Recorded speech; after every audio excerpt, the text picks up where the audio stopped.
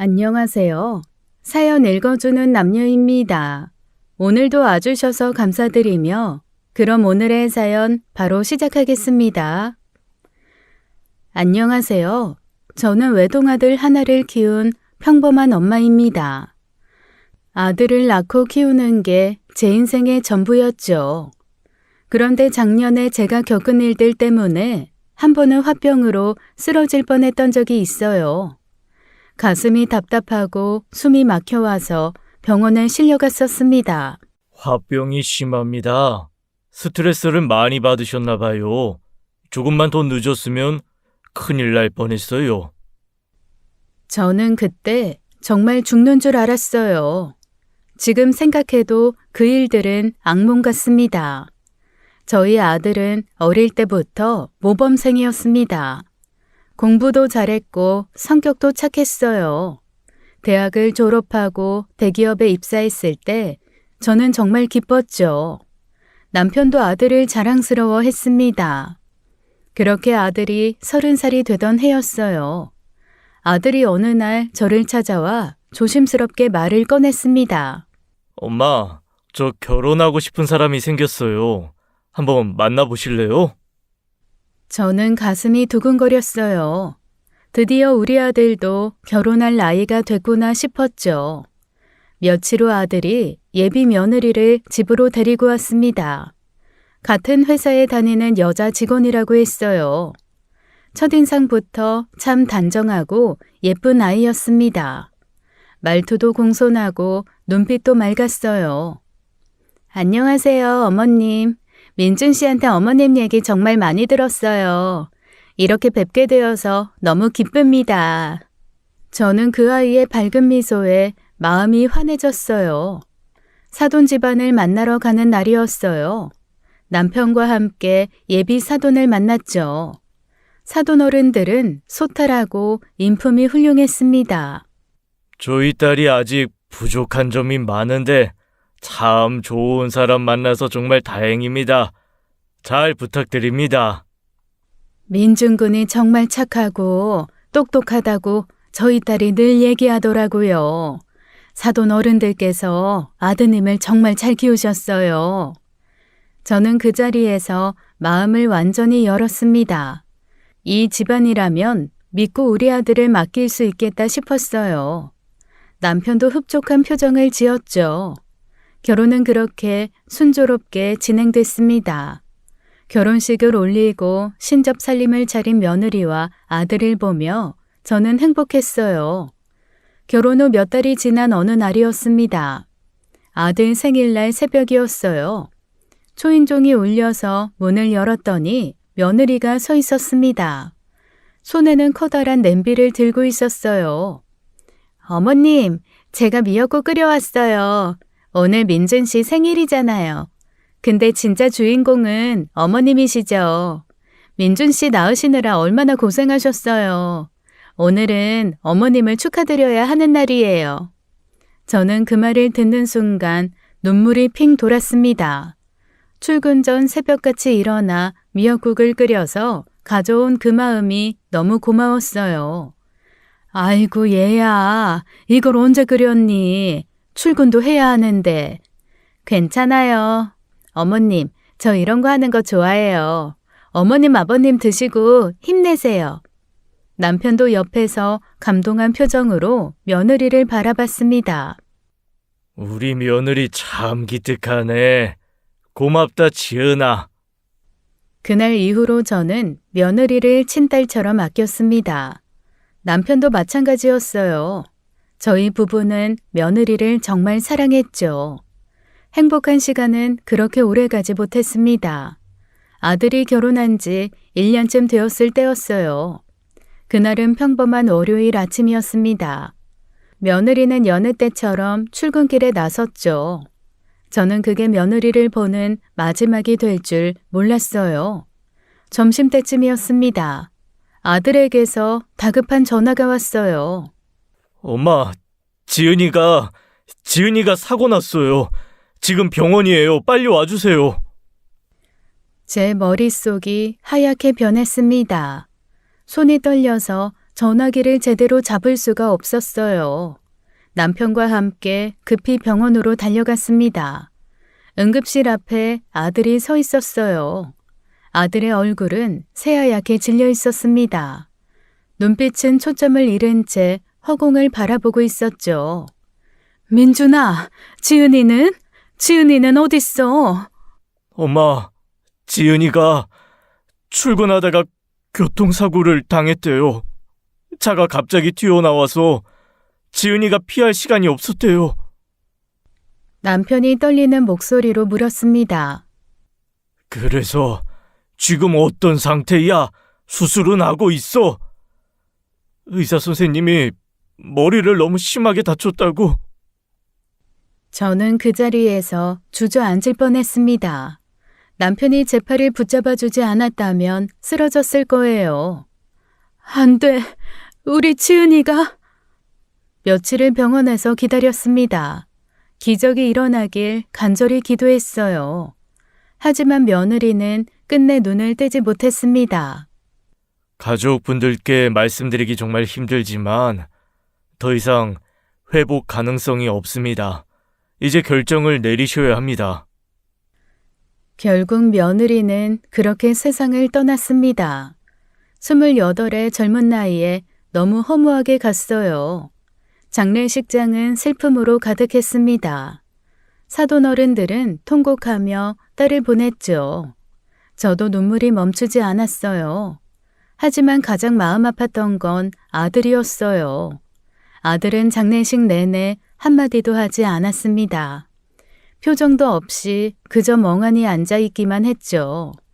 장례를 치르고 난 후에도 아들은 달라지지 않았어요. 출근은 하지만 영혼이 빠진 것처럼 살았습니다. 민준아, 밥은 먹고 다니니?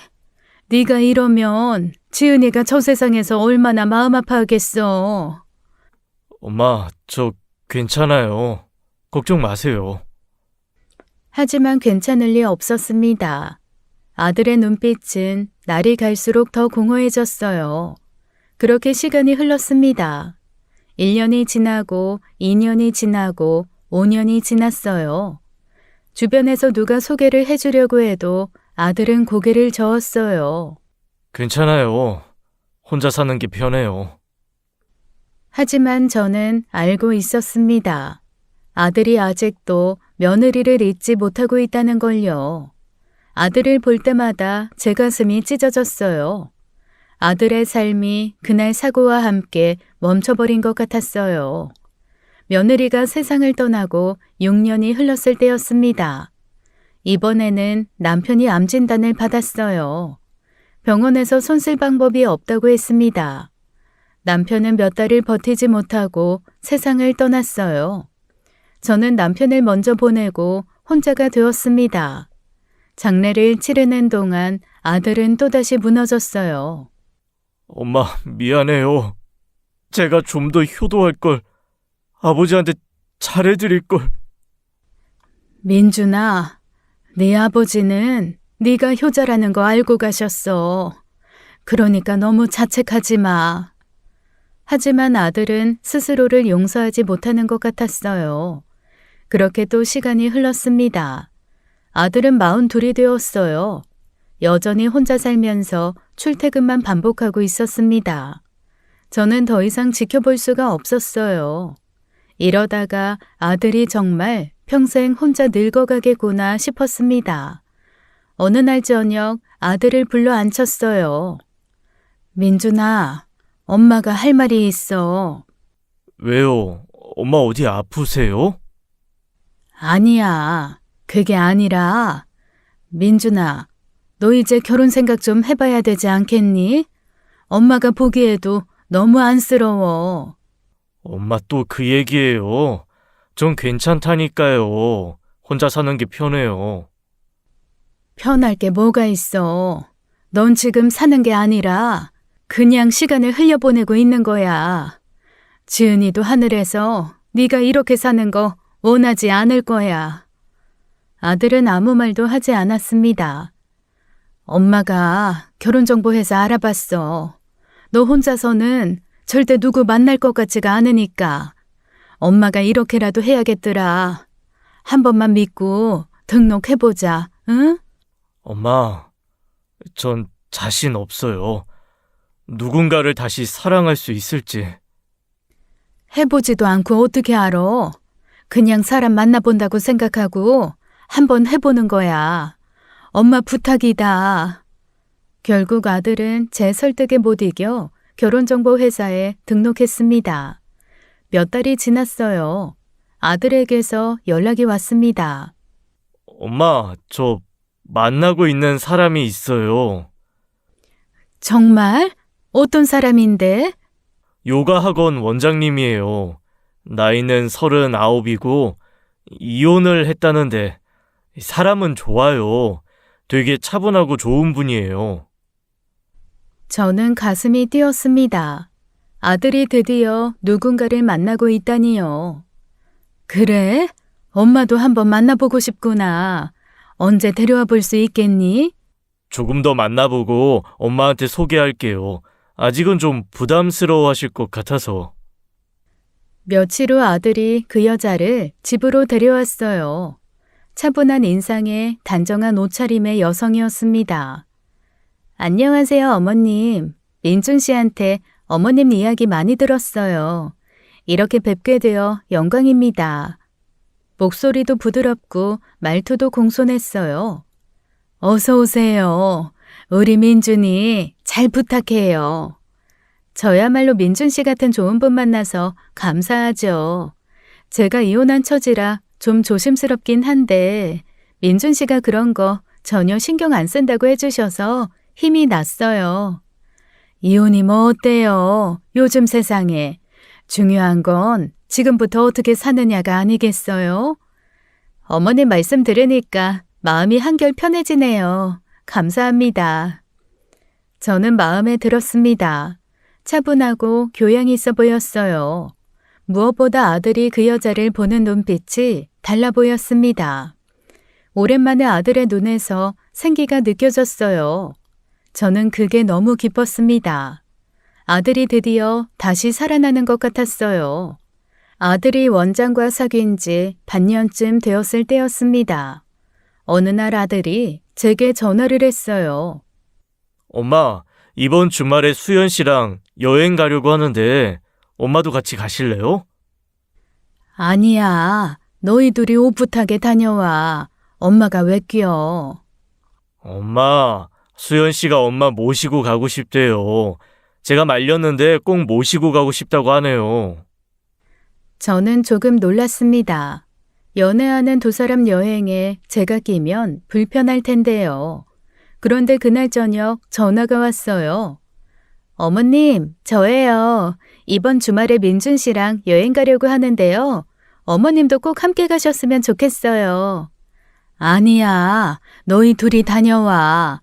내가 끼면 불편하잖아. 어머님, 전혀 불편하지 않아요. 오히려 어머님이랑 함께 가면 저는 더 좋아요. 어머님께서 요즘 많이 외로우실 것 같아서요. 제가 어머님 모시고 싶어요. 네? 수연 씨의 목소리에는 진심이 담겨 있었습니다. 저는 마음이 움직였어요. 그럼 폐가 되지 않을까? 무슨 말씀을 그렇게 하세요? 어머님이 함께 가주셔야 제가 마음이 편해요. 꼭 같이 가요. 결국 저는 아들과 함께 여행을 떠났습니다. 강릉으로 1박 2일 여행이었어요. 차 안에서도 수연 씨는 제게 신경을 많이 썼습니다. 어머님, 추우시진 않으세요? 제가 담요 가져왔어요. 덮으세요. 아니야, 괜찮아. 수연 씨 덮어. 전 안 추워요. 어머님이 편하셔야죠. 여행지에 도착해서도 수연 씨의 배려는 계속되었습니다. 짐을 챙길 때도 수연 씨가 먼저 나서서 제 가방을 들어줬어요. 어머님, 가방 제가 들게요. 무거우시잖아요. 아니야, 내가 들 수 있어.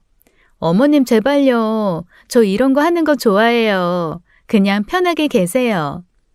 식사 시간이 되었을 때도 수연 씨는 세심했습니다.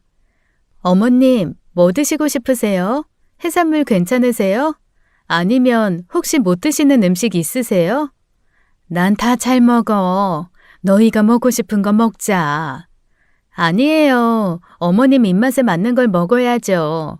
민준 씨, 어머니 평소에 뭘 좋아하세요? 우리 엄마는 생선 좋아하세요. 그럼 생선구이 맛있는 집으로 가요. 제가 알아봤는데 여기 근처에 괜찮은 데가 있어요. 저는 수연 씨의 세심함에 감동했습니다. 식사를 마치고 바닷가를 걷고 있었어요. 오랜만에 걷다 보니 다리가 조금 불편했습니다. 저는 걸음을 천천히 하며 뒤처졌어요. 그때 수연 씨가 제 쪽으로 다가왔습니다. 어머님, 괜찮으세요? 많이 피곤하시죠? 아니야, 괜찮아. 조금만 천천히 가면 돼. 어머님, 제 팔 잡으세요. 제가 모실게요. 수연 씨가 제 팔을 조심스럽게 잡아줬어요. 저는 수연 씨의 손을 느끼며 마음이 따뜻해졌습니다. 고마워요, 수연 씨. 내가 짐이 되네. 무슨 말씀을 그렇게 하세요? 어머님은 제게 짐이 아니에요. 오히려 제가 어머니 모실 수 있어서 기뻐요. 진심이에요. 저는 수연 씨의 눈을 보며 느꼈습니다. 이 사람은 진짜 마음씨가 고운 사람이구나. 며느리로 들어오면 정말 좋겠구나. 앞서 걷던 아들이 뒤를 돌아보며 웃었어요. 엄마, 수연 씨가 잘해드리죠? 그러게 말이야. 우리 수연 씨 정말 착하네. 에이, 어머님, 당연한 거예요. 앞으로 더 잘할게요. 여행을 마치고 집으로 돌아오는 길이었습니다. 저는 마음속으로 생각했어요. 이제 우리 아들도 행복해질 수 있겠구나. 수연 씨라면 민준이를 잘 챙겨줄 수 있겠구나. 저는 수연 씨가 정말 고맙고 예뻤습니다. 주말이었어요. 아들이 저를 백화점으로 데리고 갔어요. 엄마 오늘 옷 사드릴게요. 뭐 필요한 거 있으면 다 고르세요. 아니야, 나 옷 많아. 괜찮아. 엄마, 그냥 하나 사드리고 싶어서 그래요. 제 마음이에요. 저는 아들의 마음이 고마워 옷을 몇 벌 골랐습니다. 쇼핑을 마치고 식사를 하러 가려던 참이었어요. 그때 저 멀리서 누군가 손을 흔드는 게 보였습니다. 어머님, 민준 씨, 여기에요. 수연 씨였어요. 옆에는 2명의 남자가 함께 있었습니다. 수연 씨가 우리에게 다가왔어요. 어머님, 민준 씨, 여기서 다 만나네요. 어머님, 여긴 제 친오빠들이요. 아, 그래? 오빠분들이구나. 네, 어머님, 소개해드릴게요. 여기 큰오빠 태훈 오빠고요. 이쪽은 둘째 오빠 우진 오빠예요. 안녕하세요, 어머님. 수연이한테 어머님 얘기 많이 들었어요. 이렇게 뵙게 되어 영광입니다. 안녕하세요. 어머니께서 정말 잘해주신다고 동생이 늘 감사하다고 하더라고요. 저는 두 사람이 예의 바른 게 마음에 들었습니다. 안녕하세요. 지금 민준입니다. 민준씨, 반갑습니다. 수연이가 민준씨 자랑 정말 많이 하던데요. 어머님, 민준 씨, 저희랑 같이 밥 드실래요? 마침 저희도 점심 먹으려던 참이었어요. 그래? 그럼 우리 다 같이 먹자. 민준아, 괜찮지? 네, 좋죠. 우리는 함께 식당으로 향했습니다. 식당에 앉아 메뉴를 고르며 이야기를 나눴어요. 그럼 두 분은 뭐를 하시는지? 어머님, 저는 경찰이에요. 땡땡 서에서 근무하고 있습니다. 아, 형사시구나. 든든하네요. 요즘 같은 세상에 형사님들이 계셔야 우리가 안심하고 살죠. 과찬이십니다. 그냥 제 일 열심히 할 뿐이에요. 그리고 편히 말씀하세요. 저는 작은 사업하고 있어요. 무역 쪽 일입니다. 규모는 크지 않지만 그럭저럭 괜찮게 하고 있습니다. 그래요? 사업도 힘든 일인데 대단하네요. 저는 속으로 생각했어요. 수연 씨 오빠들이 참 반듯하구나. 큰오빠는 형사고 둘째는 사업을 하고 있고 우리 민준이 형님들 사람들이 이렇게 든든하니 참 좋구나 하고요. 식사는 화기애애한 분위기로 진행되었습니다. 식사를 하던 중 화장실에 가고 싶었습니다. 저는 자리에서 일어났어요. 잠깐 화장실 좀 다녀올게. 어머님, 제가 같이 갈까요? 아니야, 괜찮아. 금방 올게. 저는 식당을 나와 화장실 쪽으로 걸어갔습니다. 그런데 복도를 지나는데 누군가 제 앞을 막아섰어요. 60대쯤 되어 보이는 남자였습니다. 옷차림이 남루하고 머리도 산발이었어요. 노숙자처럼 보였습니다. 저는 깜짝 놀라 뒤로 물러섰어요. 누구세요? 그 남자가 갑자기 제 손을 붙잡았습니다. 저는 소스라치게 놀라며 손을 빼려 했어요. 뭐 하는 거예요? 손 놓으세요. 하지만 남자는 제 손을 놓지 않았습니다. 저는 경계하는 자세를 취하며 뒤로 물러섰어요. 하지만 남자는 제 손을 더욱 강하게 붙잡았습니다. 손목이 아플 정도였어요. 당신, 저 여자랑 무슨 사이요? 대체 저 여자랑 어떻게 아는 사이냐고? 남자의 목소리에는 분노가 가득했어요. 저는 무슨 말인지 전혀 알 수가 없었습니다. 저 여자요? 무슨 소리예요? 당신 누구예요? 왜 이러는 거예요? 저는 겁이 나서 소리를 질렀습니다. 남자는 제 소리에도 아랑곳하지 않고 더 가까이 다가왔어요. 당신도 죽고 싶어? 어? 죽고 싶은 거냐고? 안 돼. 이건 안 돼. 남자의 눈빛이 무섭게 변했습니다. 저는 온몸이 얼어붙는 것 같았어요. 살려주세요! 사람 살려요! 제가 다시 한번 크게 소리를 질렀습니다. 그때 식당 쪽에서 급히 발소리가 들렸어요. 아들과 수연 씨 그리고 오빠들이 뛰어나왔습니다. 엄마, 무슨 일이에요? 어머님! 수연 씨의 큰오빠가 상황을 빠르게 파악했습니다. 그리고 재빠르게 남자에게 다가갔어요. 큰오빠는 남자의 팔을 잡아 비틀었습니다. 남자가 비명을 지르며 제 손을 놓았어요. 너 이 자식! 가만히 있어! 움직이지 마! 수연 씨 큰오빠가 순식간에 남자를 제압했습니다. 남자를 바닥에 눕히고 팔을 뒤로 꺾었어요. 형사답게 동작이 정확하고 빨랐습니다. 둘째 오빠도 옆에서 도왔어요. 형님, 제가 잡고 있을게요. 아들이 제게 다가와 제 팔을 붙잡았습니다. 엄마, 괜찮으세요? 다친 데 없어요? 민준아, 저 사람이 갑자기 나한테 화를 내더니 어머님, 이제 괜찮아요. 저희가 다 봤어요. 그런데 수연 씨의 작은 오빠가 그 노숙자를 심하게 제압했어요. 목을 팔로 눌러서 말도 못하게 했죠. 저는 혹시나 그 사람이 다쳐 수연 씨 오빠들에게 피해가 갈까 걱정되었습니다. 우진 씨, 그러다가 그 사람 다치면 괜히 골치 아파져요. 그때 수연 씨 큰오빠가 제게 물었습니다. 어머님, 이 사람이 어머님을 위협했습니까? 손을 잡고 놓지를 않고 나한테 막 죽고 싶냐고. 알겠습니다. 제가 처리하겠습니다. 큰오빠는 바닥에 눕힌 남자에게 말했어요. 나 땡땡서 형사 정태훈이야. 지금 현행범으로 체포한다. 알아들었어? 수연 씨 오빠들이 남자를 끌고 식당 밖으로 나갔습니다. 남자는 계속 뭔가 말을 하려 하며 저항했지만 젊은 두 남자 힘을 이겨낼 순 없었죠. 수연 씨가 제 등을 쓰다듬어 줬습니다. 어머님, 많이 놀라셨죠? 진정하세요. 이제 괜찮아요. 엄마, 앉으세요. 물 드릴게요.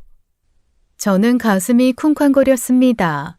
손이 떨려서 제대로 서 있을 수가 없었어요. 이게 무슨 일인지 갑자기.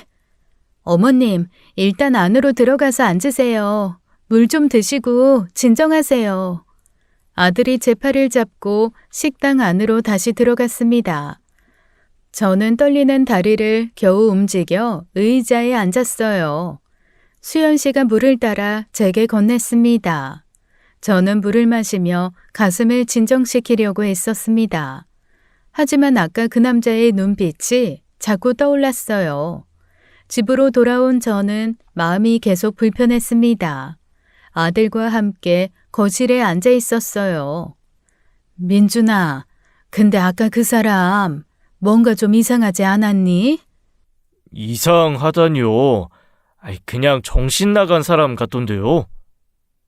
그게 아니라 그 사람이 날 위협하려고 했다기보다는 뭔가 말을 하려고 했던 것 같아.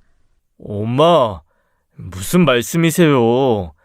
그 사람이 엄마한테 죽고 싶냐고까지 했잖아요. 그렇긴 한데 수연 씨랑 무슨 사이냐고 물어보더라고. 그게 계속 신경 쓰여. 아들은 한숨을 쉬며 말했습니다. 엄마, 너무 걱정하지 마세요. 태훈 형님이 형사시잖아요. 알아서 다 처리하실 거예요. 정신 나간 사람이 횡설수설한 거 가지고 신경 쓰지 마세요. 그래, 네 말이 맞겠지. 저는 고개를 끄덕였지만 마음 한구석이 여전히 불편했어요. 밤이 되어 침대에 누웠지만 잠이 오지 않았습니다. 아까 그 남자의 얼굴이 자꾸 떠올랐어요. 저 여자랑 무슨 사이냐는 말이 계속 머릿속을 맴돌았습니다. 다음 날 아침이었어요. 아들은 출근하고 저 혼자 집에 있었습니다. 저는 뭔가 찜찜한 기분을 지울 수가 없었어요. 그냥 확인이라도 해봐야겠다는 생각이 들었습니다. 저는 휴대폰을 들고 번호를 찾았어요. 어제 수연 씨 큰오빠가 말했던 땡땡서였습니다. 전화를 걸었어요. 벨이 몇 번 울린 후 누군가 받았습니다. 땡땡 경찰서입니다. 거기 혹시 정태훈이라는 형사님 계신가요? 제 심장이 빠르게 뛰었어요. 왜 이렇게 떨리는지 모르겠었습니다. 네, 정태훈 형사님 계십니다. 그런데 지금 사건 때문에 외근 나가셨는데요.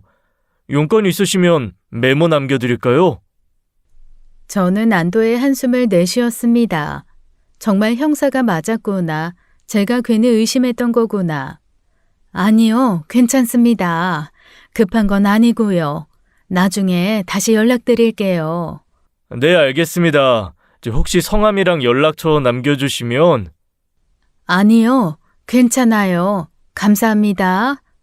저는 서둘러 전화를 끊었습니다. 전화를 끊고 나니 마음이 조금 가라앉았어요. 역시 제가 너무 예민하게 반응했던 것 같았습니다. 아들 말이 맞았어요. 정신 나간 사람이 횡설수설한 거였던 거예요. 저는 스스로를 다독이며 차를 한 잔 마셨습니다. 어제 그 일은 잊어버리기로 했어요. 하지만 마음 한구석에는 여전히 작은 의문이 남아 있었습니다. 그날 저녁 아들이 퇴근해서 집으로 돌아왔어요. 저는 아들이 들어서자마자 물었습니다. 민준아, 어제 그 남자 어떻게 됐대? 아, 그 사람이요? 수연 씨한테 들었는데 태훈 형님이 경찰서로 데려가서 조사했대요. 그래서? 주변에서 노숙 생활하는 사람이었대요. 정신 상태가 온전치 않아서 경찰서에서 조사하고 훈방 조치했다고 하더라고요. 훈방? 그럼 풀어줬다는 거네? 네, 처벌할 만한 건 아니었나 봐요. 그냥 정신이 좀 온전치 않은 사람이 횡설수설한 거였던 것 같아요. 저는 고개를 끄덕였습니다. 역시 제가 괜히 오버한 거였어요. 별일이 다 있구나. 요즘 세상에 그런 사람도 있네. 엄마, 이제 그 일은 잊으세요. 신경 쓰지 마시고요. 그래, 알았어. 저는 더 이상 그 일에 대해 생각하지 않기로 했습니다. 단순한 해프닝이었던 거예요. 아들이 소파에 앉으며 입을 열었습니다. 그리고 엄마, 저 드릴 말씀이 있어요. 아들의 표정이 조금 긴장해 보였어요. 저는 아들 옆에 앉았습니다. 무슨 일인데? 엄마, 저 수연 씨랑 결혼하려고 해요. 저는 가슴이 뛰었습니다. 드디어 아들이 재혼을 결심한 거예요. 정말? 민준아, 정말 하고 싶은 거야? 네, 엄마. 수연 씨가 정말 좋아요. 이 사람이랑 평생 함께 살고 싶어요. 엄마도 수연 씨 괜찮으시죠? 그럼 당연하지. 수연이 참 좋은 애잖아. 너한테도 잘하고 나한테도 잘하고. 감사합니다, 엄마. 엄마가 좋다고 해주시니까 마음이 편해요. 민준아, 네가 행복하면 엄마도 행복한 거야. 수연이랑 잘 살아. 이번엔 오래오래 행복하게 살아야 돼. 네, 엄마. 그렇게 할게요. 저는 아들을 꼭 안아줬습니다. 아들도 저를 꼭 안아줬어요. 그날 밤 저는 정말 행복했습니다. 2주일이 지나갔어요. 상견례 날이었습니다. 저는 아침부터 옷을 골라 입고 정성껏 준비했습니다.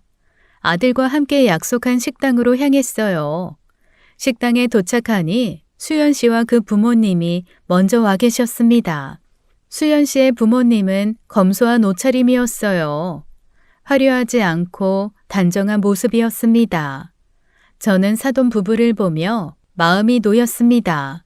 겸손하고 예의 바른 분들이었어요. 딸을 이렇게 훌륭하게 키우셨구나 싶었습니다. 식사는 화기애애하게 진행되었습니다. 저는 사돈 부부의 인품에 더욱 만족했어요. 이런 부모님 밑에서 자란 수연이니까 착할 수밖에 없겠구나. 우리 민준이가 좋은 사람 만났구나. 저는 속으로 안도했습니다. 앞으로 제게 닥칠 엄청난 사건을 이때는 상상도 못했죠. 결혼식이 일주일 앞으로 다가왔습니다. 저는 예비 며느리 수연이에게 줄 선물을 사려고 혼자 백화점에 갔어요. 며느리에게 좋은 걸 선물해주고 싶었습니다. 보석 매장도 둘러보고 옷 매장도 둘러봤어요. 이것저것 알아보다가 시간이 제법 지났습니다. 저는 오늘은 일단 그만 둘러보고 다음에 다시 오기로 했어요. 백화점을 나와 집으로 향했습니다. 버스를 타고 집 근처에서 내렸어요. 집까지 걸어가는데 이상한 느낌이 들었습니다. 누군가 저를 계속 쳐다보는 것 같았어요. 저는 뒤를 돌아봤습니다. 60대쯤 되어 보이는 아줌마가 서 있었어요. 그 아줌마가 저를 보고 있었습니다. 저는 다시 앞을 보고 걸었어요. 하지만 계속 시선이 느껴졌습니다. 저는 다시 한번 뒤를 돌아봤어요. 아줌마가 여전히 저를 따라오고 있었습니다. 가슴이 두근거리기 시작했어요. 저는 걸음을 빨리 했습니다. 아줌마도 걸음을 빨리 하는 게 보였어요. 저는 거의 뛰다시피 집으로 향했습니다. 현관문을 열고 안으로 들어가려는 순간이었어요. 아줌마가 제 뒤에서 말을 걸었습니다. 저기요, 잠깐만요. 저는 깜짝 놀라 뒤를 돌아봤습니다. 아줌마가 헐떡이며 제 앞에 서 있었어요. 저는 한 달 전 노숙자 사건이 떠올랐습니다. 온몸에 소름이 돋았어요. 누구세요? 왜 절 따라오는 거예요? 제 목소리가 떨렸습니다. 아줌마는 손을 들어 보이며 말했어요. 아, 놀라셨죠? 죄송합니다. 저 이상한 사람 아니에요. 다만 부인께 꼭 드릴 말씀이 있어서요. 무슨 말씀인데요? 전 당신 모르는데요.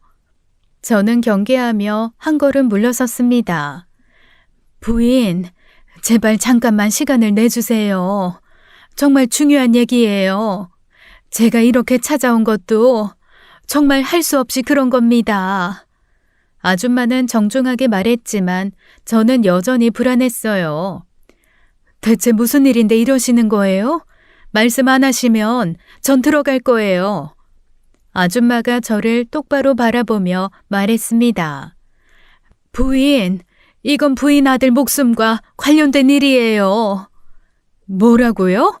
무슨 소리예요? 부인 아들이 위험에 처해 있어요. 죽는다고요. 저는 심장이 마구 뛰었습니다. 그 아줌마와 커피숍에 들어가 자리에 앉았습니다. 아줌마가 커피를 주문했어요. 저는 가슴을 진정시키며 물었습니다. 대체 무슨 일인지 말씀해 주세요. 제 아들이 위험하다는 게 무슨 뜻이에요? 설명드릴게요. 근데 제 남편도 곧 올 거예요. 같이 설명하는 게 나을 것 같아서요. 남편이요? 그때 커피숍 문이 열렸습니다. 누군가 들어오는 게 보였어요. 저는 그 사람을 보고 깜짝 놀라 자리에서 벌떡 일어났습니다. 한 달 전 백화점에서 저를 붙잡았던 그 노숙자 같은 남자였어요. 저는 뒤로 물러서며 가방을 움켜쥐었습니다. 아줌마가 재빨리 제 손을 잡았어요. 부인, 진정하세요. 저 사람 제 남편이에요. 놀라지 마세요. 남편이라고요? 저 사람이요? 남자가 조심스럽게 다가왔습니다. 부인, 죄송합니다. 지난번에 정말 무례하게 굴었습니다. 너무 급한 마음에 그랬어요. 용서해 주십시오. 남자는 깊이 고개를 숙였습니다. 저는 여전히 경계하며 물었어요. 대체 무슨 일인데 이러시는 거예요? 지난번에도 그러시더니 오늘은 또 부인이 저를 따라오고. 앉으세요. 차근차근 설명드릴게요. 저는 천천히 자리에 앉았습니다. 손이 떨려서 커피잔을 제대로 잡을 수가 없었어요. 저희는 정수연이라는 여자의 전 시부모입니다. 정수연이요? 수연이를 말하는 건가요? 네, 맞습니다. 부인 아들분이 결혼하려는 그 여자요. 저희 아들 태성이가 5년 전에 죽었습니다. 스스로 목숨을 끊었다고 경찰은 그렇게 결론 내렸어요. 예? 그게 무슨... 하지만 저희는 믿을 수가 없어요. 저희 아들이 그럴 이유가 전혀 없었거든요. 회사도 잘 다니고 있었고 경제적으로도 아무 문제 없었어요. 성격도 밝았고 저희한테도 잘하는 아들이었어요. 그런데 죽기 직전에 이상한 일들이 있었어요. 갑자기 대출을 받더니 재산을 정리하고 그리고 나서 얼마 안 있어 죽었습니다. 아줌마의 눈에서 눈물이 흘러내렸어요. 아들이 죽고 나서 알았어요. 그 여자가 정수연이가 제 아들 재산을 다 가지고 사라졌다는 걸요. 보험금도 예금도 아파트도 전부요. 그게 사실인가요? 저희도 전 재산을 탕진하면서 탐정을 고용했습니다. 수년 동안 그 여자 찾고 뒷조사를 했습니다. 그리고 그 여자를 고소했어요. 하지만 경찰서에 조사받으러 나타나지도 않았어요. 저희가 조사한 결과 그 여자는 이런 일을 여러 번 했어요. 남자를 만나서 재산을 빼돌리고 사라지는 걸 반복했다는 거예요. 저는 머리가 멍해졌습니다. 아니에요. 수연이는 그런 애가 아닌데. 부인, 지난번에 제가 부인한테 다가갔던 이유가 바로 이거였어요. 저희가 수년 동안 그 여자를 찾아다녔는데 그날 드디어 찾았던 거예요. 그 식당에서요. 저희 남편이 경찰에 신고하려고 했어요. 그런데 그 전에 부인한테 경고라도 하려고 다가갔던 거예요. 제가 그때 너무 성급하게 그때 저를 잡은 그 남자들이 저를 끌고 갔잖아요. 뒷골목으로 끌고 가서는 마구 때렸어요. 그리고는 다시 나타나면 가만 안 둔다고 협박하고는 전부 도망갔어요. 저희가 경찰에 신고했지만 이미 늦었어요. 그 사람들은 온데간데 없이 사라졌고. 그래서 저희가 직접 또 찾아다녔어요. 그러다가 부인을 다시 본 거예요. 하지만 수연이 큰오빠는 형사라고 했는데. 형사요? 아니에요. 그 사람 형사 아니에요. 전부 다 백수 건달들이에요. 그 여자 일당이라고요. 뭐라고요? 저희가 탐정한테 의뢰해서 다 조사했어요. 그 남자들 그 여자랑 한패예요. 네, 형제 사이는 맞지만 같이 사기를 치고 다니는 놈들이죠. 사기 전과도 여러 번 있고요. 아줌마가 가방에서 서류 봉투를 꺼냈습니다. 여기 다 있어요. 탐정 보고서, 전과 기록, 사진 전부요. 그리고 뭐가 더 있는데요? 그 여자 이름도 가짜예요. 정수연이라는 이름은 진짜 이름이 아니에요. 진짜 이름은 한미선이에요. 가짜 이름이라고요? 네, 그 여자는 신분까지 속이고 있어요. 부인 아들분이 지금 위험해요. 저희 아들처럼 되기 전에 막아야 해요. 저는 손이 부들부들 떨렸습니다. 이게 대체 무슨 소리인가요? 수연이가 사기꾼이라고? 오빠들도 다 거짓말이었다고? 이름까지 가짜였다고? 저는 믿을 수가 없었습니다. 커피숍을 나와 곧바로 아들에게 전화를 걸었습니다. 손이 떨려서 전화기를 제대로 잡기 힘들었어요. 민준아, 지금 어디야? 당장 집으로 와. 엄마가 할 말이 있어. 엄마, 무슨 일이에요? 목소리가 왜 그래요? 전화로 설명 못해. 빨리 와. 제발. 저는 전화를 끊고 집으로 달려갔습니다. 1시간쯤 지났을까요? 아들이 급히 집으로 들어왔어요. 엄마, 무슨 일이에요? 얼굴은 왜 그래요? 저는 아들을 안치고 커피숍에서 들은 이야기를 전부 말했습니다. 전 시부모의 이야기, 죽은 전 남편의 이야기, 사기 전과 가짜 이름까지 전부요. 아들은 제 말을 듣는 내내 아무 말도 하지 않았어요. 얼굴이 점점 하얗게 질려갔습니다. 민준아, 믿어지니? 수연이가, 아니 그 여자가 사기꾼이래. 아니에요, 엄마. 그럴 리 없어요. 수연 씨 그런 사람일 리 없어요. 아들은 고개를 저었습니다. 믿고 싶지 않은 표정이었어요. 민준아, 엄마도 믿고 싶지 않아. 하지만 증거가 다 있어. 탐정 보고서도 있고 전과 기록도 있고. 증거요? 그게 정말 수연 씨 거예요? 사진도 봤어. 똑같아. 그리고 이름도 가짜래. 진짜 이름은 한미선이라고. 아들은 소파에 주저앉으며 머리를 감싸 쥐었습니다. 말도 안 돼. 이게 무슨 꿈이겠죠? 악몽이겠죠? 민준아, 정신 차려. 지금 우리가 이 인간들 잡아야 돼. 안 그러면 또 다른 사람이 피해를 볼 거야. 잡는다고요? 어떻게요? 수연이한테, 아니, 그 여자한테 연락해. 오빠들이랑 같이 만나자고 해. 왜요? 무슨 이유로요? 결혼 전에 오빠들한테 양복 맞춰주고 싶다고 해. 감사하다고.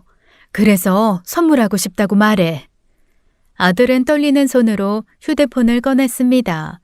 수연에게 전화를 걸었어요. 수연 씨, 난 민준이에요. 형님들이랑 내일 시간 괜찮으세요? 제가 결혼 전에 형님들한테 양복 맞춰드리고 싶어서요. 형님들이 정말 잘해주셨잖아요. 전화 너머에서 수연의 목소리가 들렸어요. 네, 감사하죠. 민준 씨는 정말 배려심이 깊다. 고마워요. 내일 2시에 땡땡 맞춤 양복점에서 만나요. 네, 수연 씨도 같이 오세요. 아들은 전화를 끊고 고개를 떨어뜨렸습니다. 엄마, 정말 수연 씨 사기꾼이에요?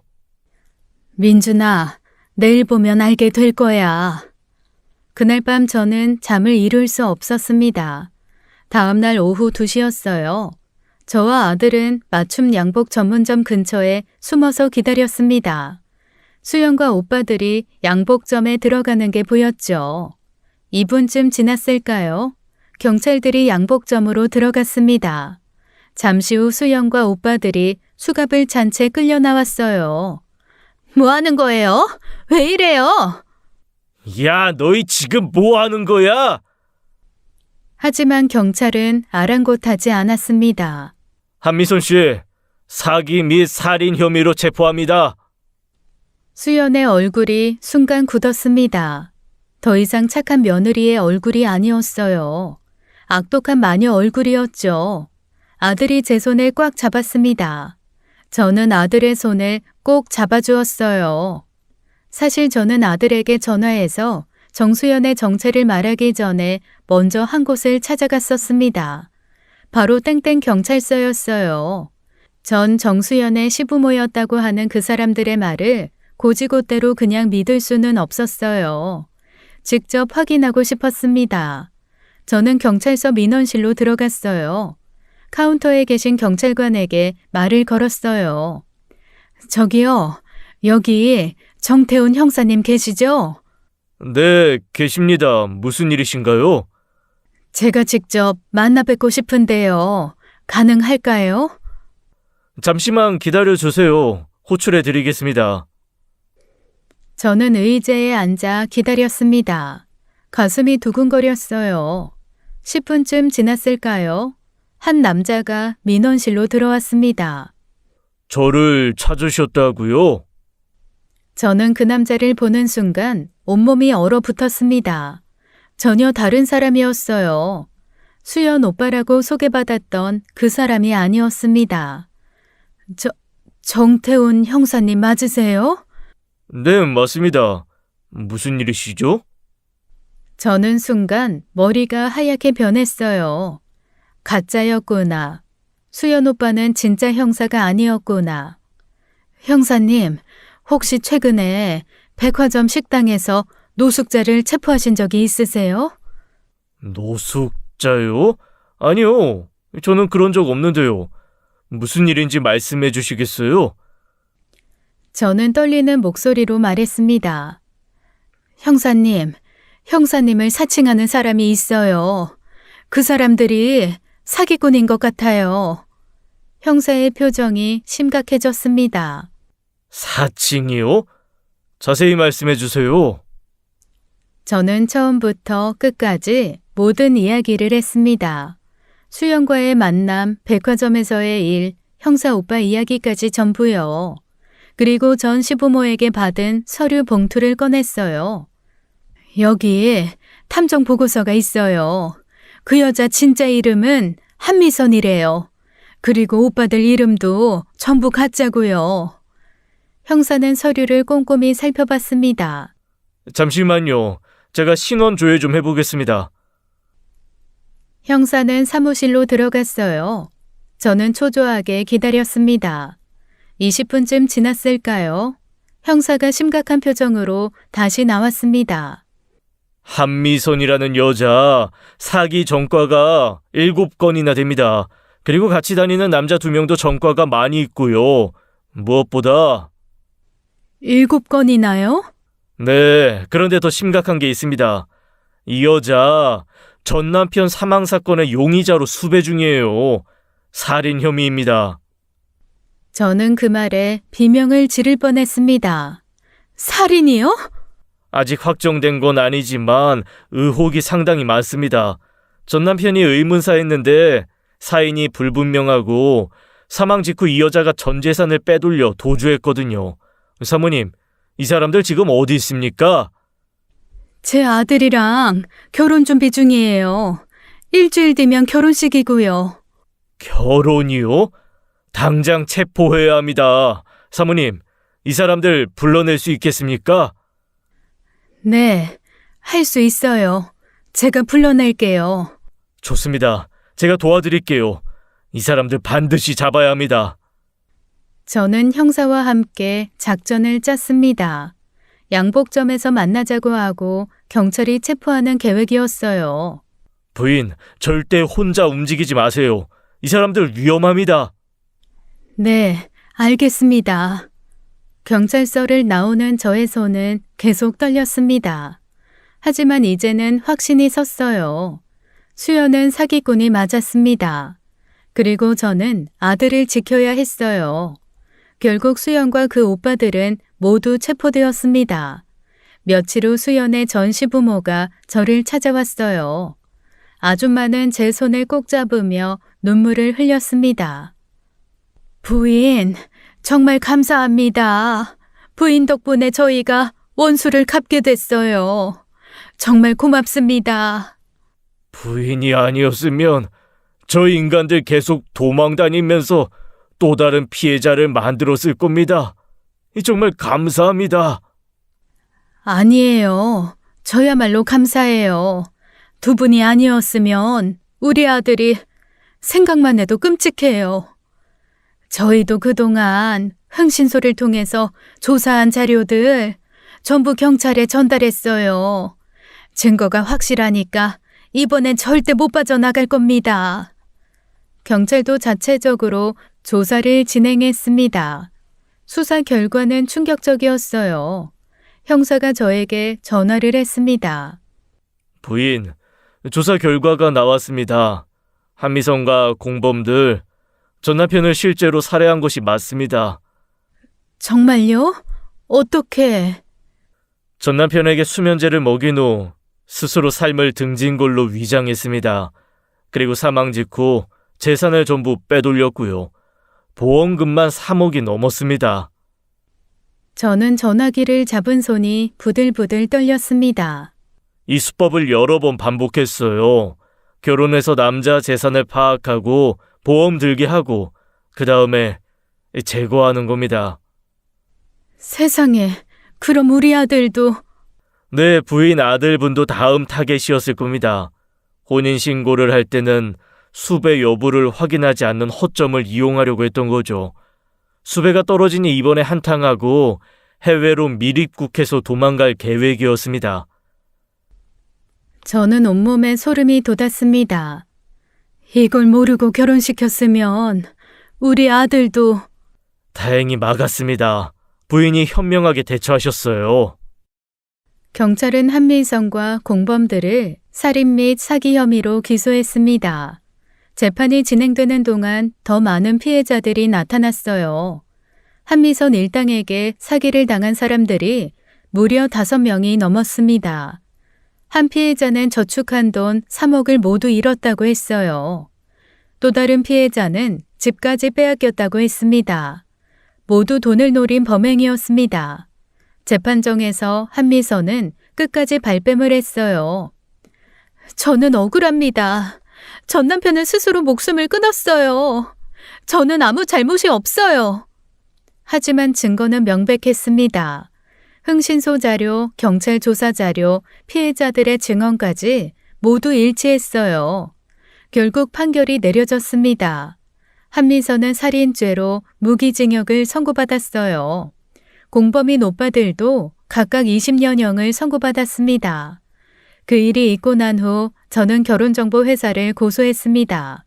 신원 확인도 제대로 하지 않고 수배 중인 범죄자를 소개해줬으니까요. 민사소송에서 저는 승소했어요. 하지만 돈보다 중요한 건 아들의 마음이었습니다. 아들은 며칠간 큰 충격에 빠져 지냈어요. 밥도 제대로 먹지 않고 방에만 틀어박혀 있었습니다. 저는 아들을 위로했어요. 결혼 전에 알게 된 게 정말 다행이라고 말했어요.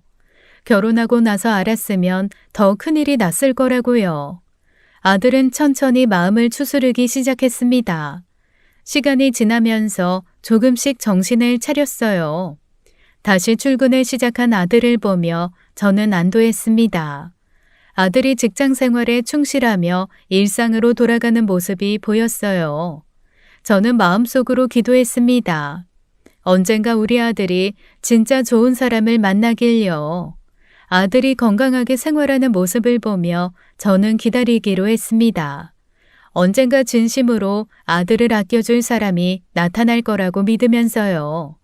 그날이 올 때까지 저는 아들 곁을 지키려 합니다.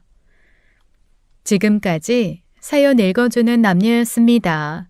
끝까지 시청해주신 여러분 감사드리며 저희는 다음 사연으로 돌아올게요. 감사합니다.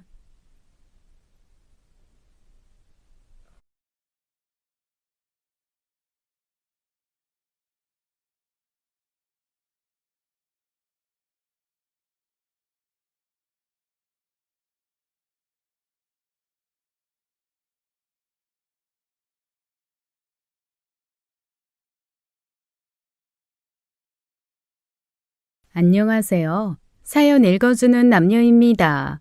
오늘도 와주셔서 감사드리며 그럼 오늘의 사연 바로 시작하겠습니다. 새벽 3시 전화벨이 울렸습니다. 낯선 번호였어요. 저는 잠결에 받지 않으려고 했죠. 하지만 계속 울리는 전화를 결국 받을 수밖에 없었습니다. 박철수 환자분 보호자 되십니까? 아니요. 박철수 환자분 따님 아니세요? 아, 맞는데요. 제가 왜 보호자가 되는지 모르겠는데요. 저 아버지랑은 연락 안 한 지 오래됐습니다. 다른 분 찾아보세요. 환자분이 위급한 상황이십니다. 지금 중환자실에 계시는데 가족분이 오셔야 합니다. 빨리 오셔야 해요. 전화를 끊고도 한참을 누워 있었습니다. 아버지라는 단어가 낯설게만 느껴졌어요. 10년이 넘도록 한 번도 찾지 않았던 사람이었죠. 옆에서 자던 남편이 깼습니다. 무슨 일이냐고 묻더군요. 저는 담담하게 아버지가 병원에 있다고 말했습니다. 아버님이? 지금 당장 가봐야지. 괜찮아? 얼굴이 너무 창백한데. 괜찮아. 그냥. 가봐야겠네. 병원 복도는 차가웠습니다. 소독약 냄새가 코를 찔렀어요. 중환자실 유리문 너머로 아버지가 보였죠. 온몸에 기계가 연결되어 있었습니다. 의식도 없어 보였어요. 저는 그저 멀리서 바라보기만 했습니다. 의사가 다가왔어요. 젊은 의사였어요. 피곤해 보이는 얼굴로 차트를 들고 있었죠. 보호자분 맞으시죠? 환자분 댁에서 화재가 발생했습니다. 유독가스를 너무 많이 흡입하셔서 뇌 손상이 심각한 상태예요. 지금 산소 호흡기로 겨우 버티고 계신 상황입니다. 그렇군요. 혹시 다른 가족분들도 연락해야 하는지 상황이 좋지 않으십니다. 오늘 밤이 고비가 될 것 같아요. 남편이 제 손을 잡았습니다. 따뜻한 손이었지만 저는 아무것도 느낄 수 없었어요. 그저 유리문 너머 아버지를 바라볼 뿐이었죠. 정말 괜찮아? 너무 힘들면 잠시 밖에 나가 있을까? 아니야, 괜찮아. 저는 정말 괜찮았습니다. 슬프지도 아프지도 않았어요. 마치 남의 일을 보는 것처럼 무덤덤했죠. 의사가 또 다른 설명을 이어갔습니다. 회복 가능성이 거의 없다는 이야기였어요. 저는 묵묵히 고개만 끄덕였습니다. 그때 심전도 기계의 알림이 울렸어요. 의료진이 황급히 뛰어들어갔어요. 저는 여전히 그 자리에 서 있었죠. 서영아, 손이 너무 차다. 정말 괜찮은 거야? 그래도 당신 아버님이잖아. 몰라. 아무것도 안 느껴져. 그냥 아무것도. 남편이 저를 걱정스럽게 바라봤습니다. 하지만 저는 정말 아무것도 느끼지 못했어요. 그저 빈 껍데기처럼 서 있을 뿐이었습니다. 의료진이 분주하게 움직였습니다. 저는 그 광경을 멍하니 지켜봤죠. 마치 TV 속 한 장면처럼 느껴졌습니다. 저기 누워있는 사람이 제 아버지라는 게 실감이 나지 않았어요. 그저 낯선 노인일 뿐이었습니다. 대기실 의자가 차가웠어요. 플라스틱 의자에 앉아 저는 천장을 올려다봤어요. 형광등 불빛이 흐릿하게 번졌죠. 제 오른손이 저절로 귀를 만졌습니다. 오른쪽 귀였어요. 아무 소리도 들리지 않는 이 귀였습니다. 15살 겨울이었어요. 시험에서 80점을 받았다는 이유였어요. 아버지의 손바닥이 제 뺨을 때렸죠. 겨우 80점? 내가 너 학원비로 얼마를 쓰는데 이것밖에 못해, 어? 이것밖에? 죄송해요, 아빠. 다음엔 더 잘할게요. 다음이 뭐가 중요해? 지금이 중요하지. 너 때문에 우리 집안 망신이야. 그날 고막이 터졌습니다. 피가 흘렀어요. 병원에 가자고 울며 매달렸지만 아버지는 들은 척도 하지 않았죠. 20살 봄이었습니다. 대학 등록금이 필요했어요. 아르바이트로는 턱없이 부족했습니다. 아빠, 이번 학기 등록금만, 다음 학기부턴 제가 할게요. 이번만. 돈이 나무에서 열리는 줄 아냐? 필요하면 네가 벌어. 대학이 뭐 그리 대단하다고. 아빠 제발요. 한 번만, 정말 이번만 도와주세요. 주먹이 날아왔습니다. 복부를 맞고 쓰러졌어요. 일주일을 누워 있었죠. 하지만 가장 견딜 수 없었던 건 어머니 일이었습니다. 어머니가 암 진단을 받았을 때였어요. 초기였다면 충분히 치료 가능했습니다. 여보, 병원비가 수술하면 나을 수 있대요. 초기래요. 그러니까. 돈이 얼마나 든다고? 몇 천만 원? 미쳤나? 그 돈이면 건물 하나를 사겠네. 여보, 제발 살고 싶어요. 애들도 아직 어린데. 아, 시끄러워. 돈 없어. 없다고. 저는 밤낮 없이 일했습니다. 편의점, 식당, 카페, 닥치는 대로 일했어요. 하지만 혼자서는 역부족이었죠. 어머니는 점점 말라갔습니다. 뼈만 남은 손으로 제 손을 잡으셨어요. 마지막까지도 아버지를 원망하지 않으셨습니다. 서영아, 아빠 미워하지 마. 아빠도 아빠 나름대로 힘들어서 그런 거야.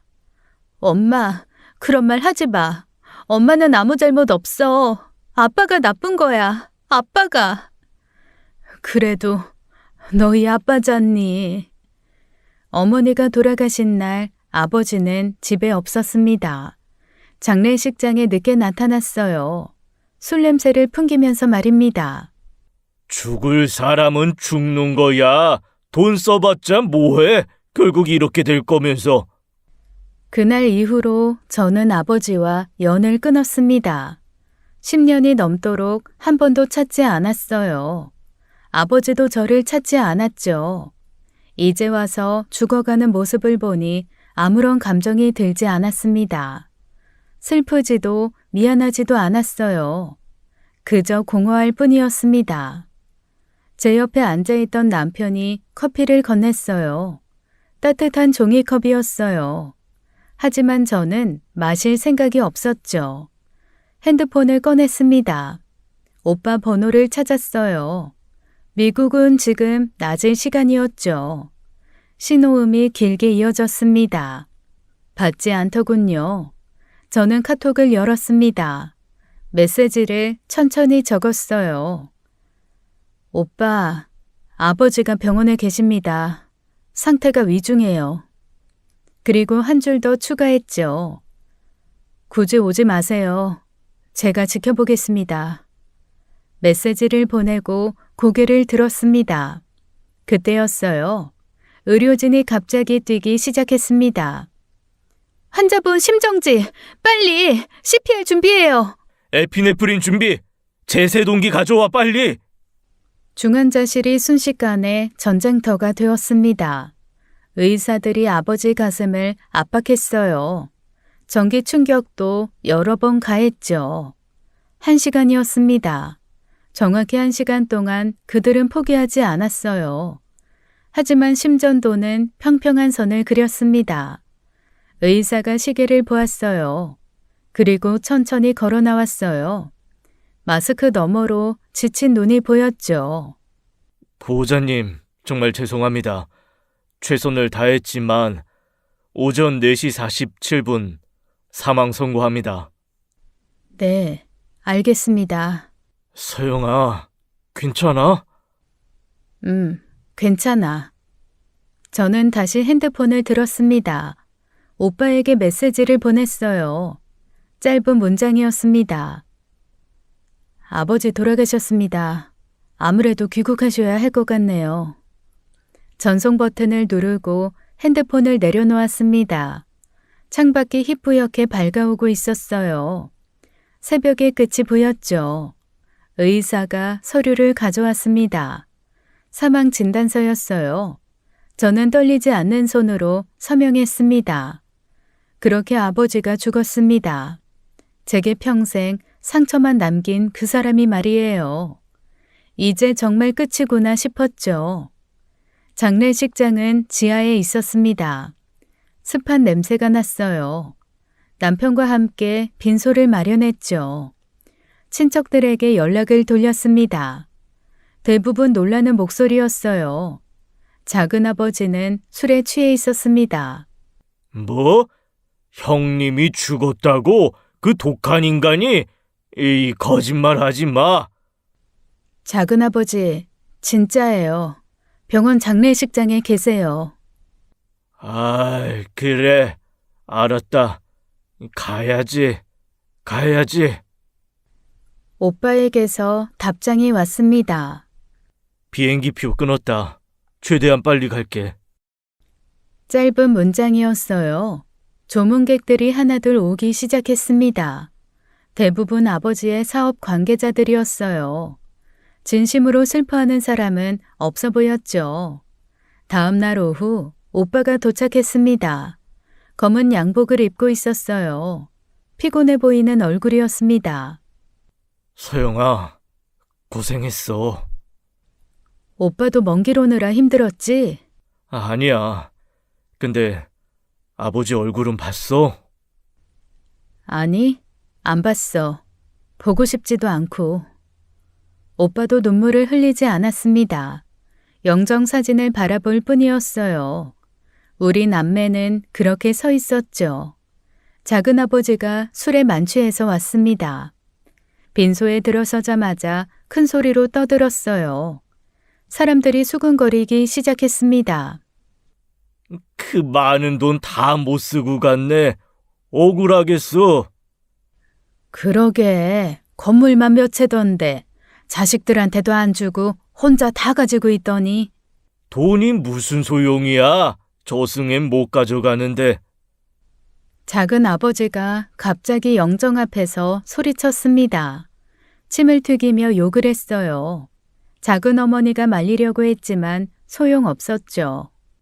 이 개 같은 놈아, 아버지 재산 다 혼자 처먹고 나는 뭐야? 동생은 거지 새끼로 살아도 상관없었냐고? 어? 그 더러운 돈 하나도 못 쓰고 대줘서 좋냐? 돈독 올라서 저 자식도 안 돌본 놈이 이 지옥에나 가라, 이 돈벌레 새끼야. 여보, 그만해요. 애들 보는데 무슨 짓이에요? 뭐가 그만이야? 평생 억울했어. 형 때문에. 다 형 때문이라고. 오빠가 작은 아버지를 부축해 밖으로 모셨습니다. 빈소가 다시 조용해졌어요. 하지만 수근거림은 계속되었죠. 저는 묵묵히 조문객을 받았습니다. 고인의 명복을 빕니다라는 말이 공허하게 들렸어요. 아버지에게 명복이란 게 있을까 싶었습니다. 그때 낯선 사람들이 들어왔죠. 제 또래의 남자가 먼저 보였습니다. 그 뒤로 60대 중년 여성이 따라왔어요. 비슷한 나이에 여자 2명도 함께였습니다. 그들이 영정 앞에 절을 했습니다. 중년 여성이 한참을 서 있더군요. 그리고 제게 다가왔어요. 따님이시죠? 조용한 곳에서 좀 얘기를 할 수 있을까요? 무슨 일이신지. 중요한 얘기예요.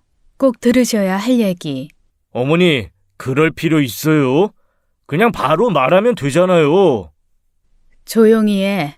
예의는 지켜야지. 무언가 불길한 예감이 들었습니다. 저는 오빠를 불렀어요. 함께 장례식장 휴게실로 이동했죠. 휴게실 문을 닫자마자 그 여성이 입을 열었습니다. 충격적인 말이었어요. 믿을 수 없는 얘기였습니다. 저는 정명이라고 합니다. 박철수 씨의 본처예요. 진짜 아내죠. 그리고 이 아이가 박철수 씨의 진짜 아들 박민수입니다. 뭐라고요? 지금 무슨 헛소리를... 잠깐, 무슨 말씀이신지 정확히 설명해 주시겠습니까? 헛소리가 아니에요. 내가 박철수 씨를 먼저 만났어요. 22에 만나서 30년을 함께 살았다고요.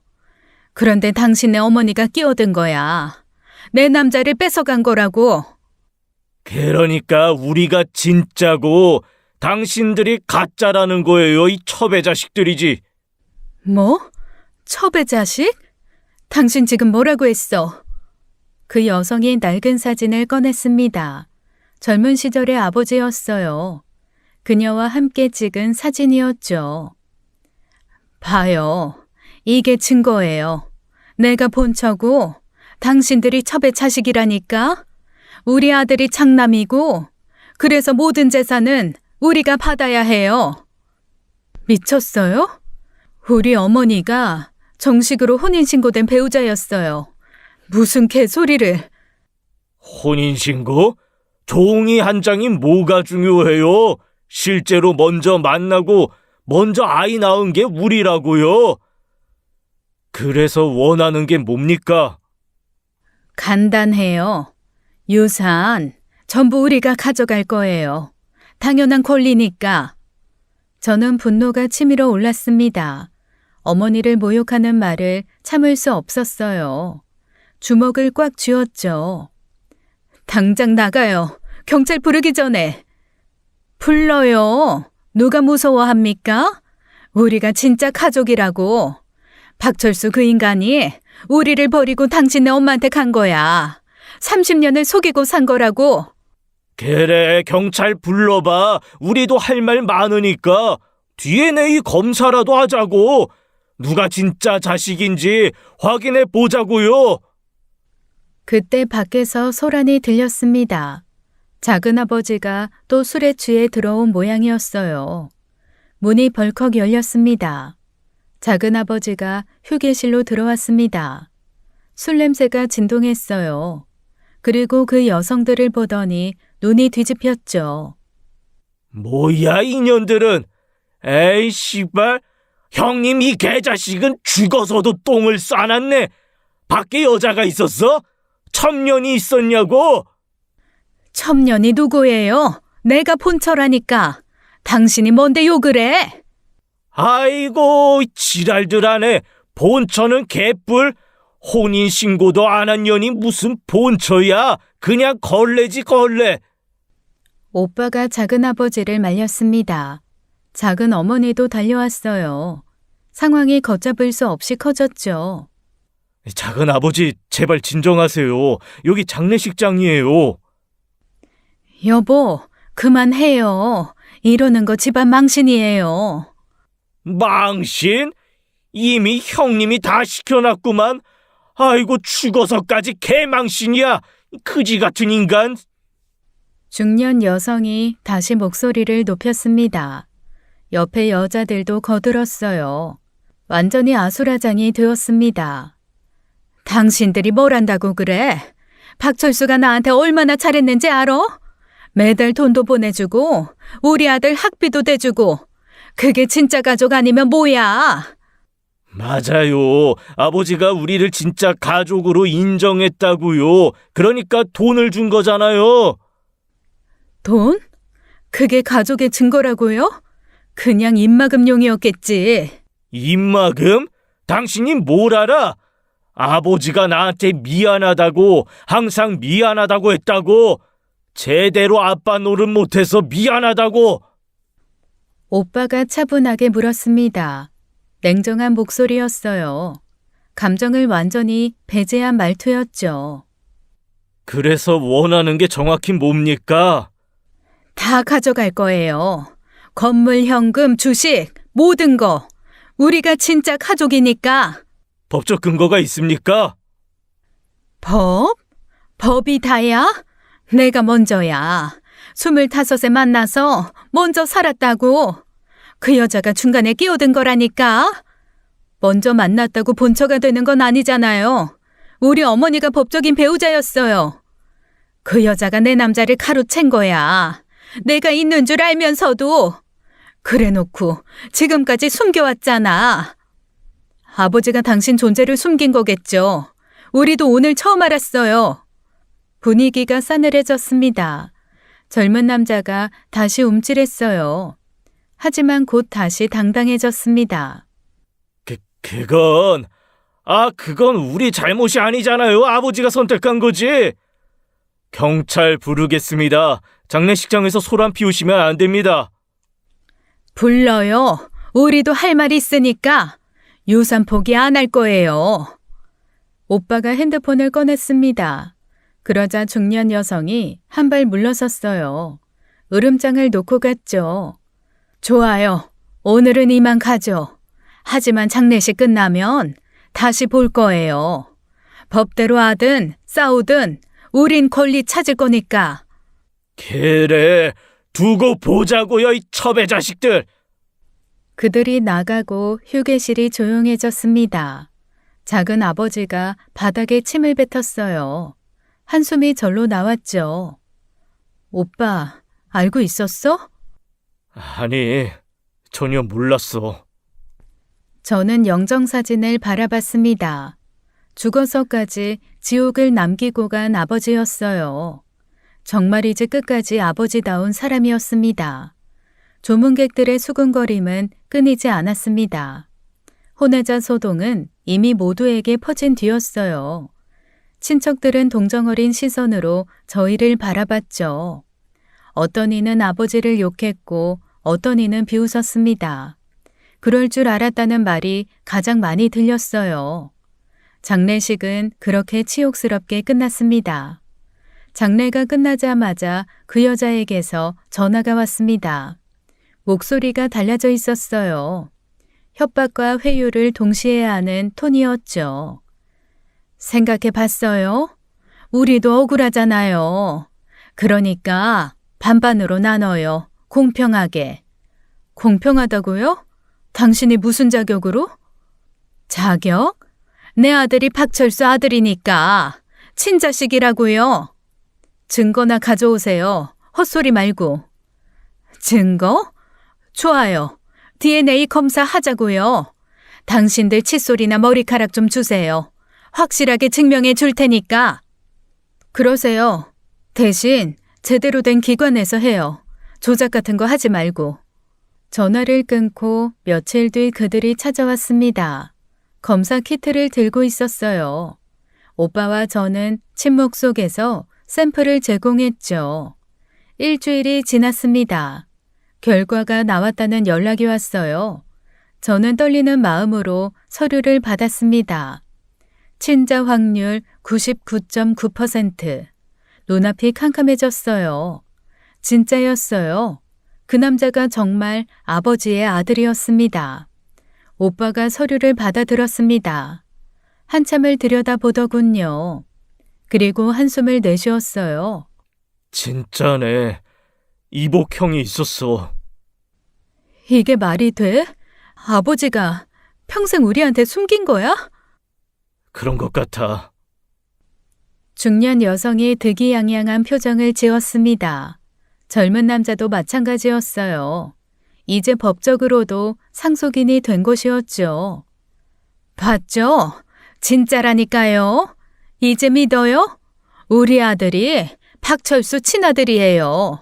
그러니까 이제 유산 나눠야죠. 아니, 우리가 다 가져가야 맞지만 그래도 반반으로 하자고요. 우리가 양보하는 거예요. 양보? 당신이 뭔 양보를 해요? 그럼요. 원래는 장남인 제가 다 가져가야 하는데 특별히 나눠주는 거잖아요. 저는 더러운 기분이 들었습니다. 아버지의 비밀이 드러날 때마다 구역질이 났어요. 죽어서까지 우리를 괴롭히는 사람이었습니다. 변호사 사무실에서 아버지의 통장 내역을 확인했습니다. 눈을 의심할 수밖에 없었어요. 거액이 주기적으로 빠져나간 흔적이 있었죠. 최근 5년간 매년 1억씩 송금되었습니다. 받는 사람은 박민수였어요. 아버지의 혼외자요. 그리고 한 달 전 3억이 한 번에 나갔습니다. 저는 서류를 내려놓았어요. 오빠도 할 말을 잃었습니다. 아버지가 입막음용으로 돈을 준 것이 분명했죠. 이게 다 뭐야? 8억이나 줬네? 비밀을 지키려고 한 거겠지. 우리가 모르게. 더러워. 정말 더러워. 변호사가 조심스럽게 말했습니다. 법적인 상속 비율을 설명했어요. 혼외자도 상속권이 있다는 내용이었죠. 법적으로는 자녀들이 균등하게 상속받습니다. 3등분이 원칙이죠. 3등분이요? 그 사람들도 똑같이? 네, 친자로 확인됐으니까요. 다만 이미 받은 금액은 특별수익으로 공제 가능합니다. 저는 짜증이 치밀어 올랐습니다. 그래도 법이 정한 대로 하기로 했어요. 중년 여성에게 전화를 걸었죠. 법대로 하겠습니다. 3등분해서 각자 받으세요. 대신 그동안 받아간 8억은 빼고 계산할 거예요. 뭐?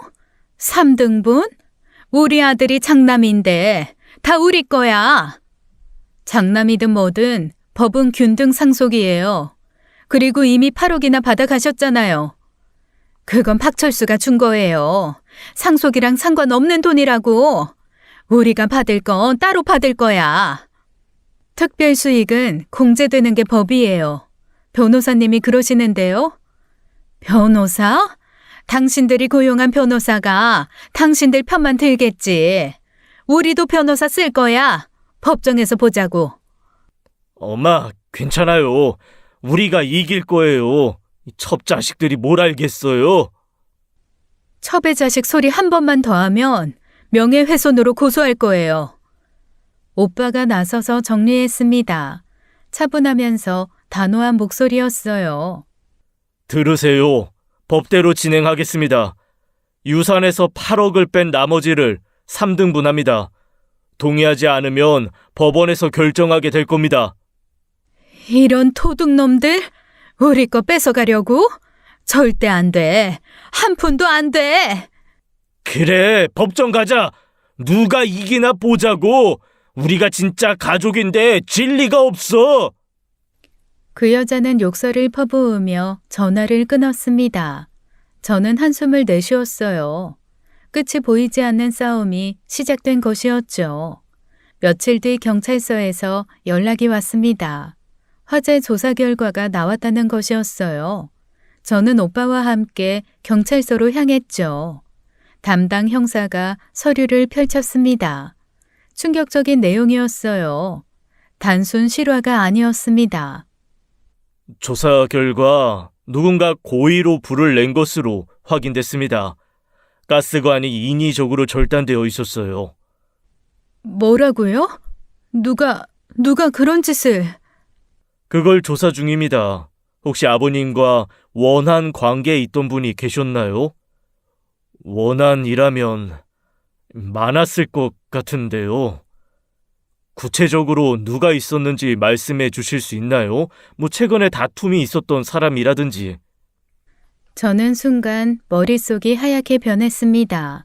그리고 한 사람이 떠올랐어요. 박민수, 그 혼외자였습니다.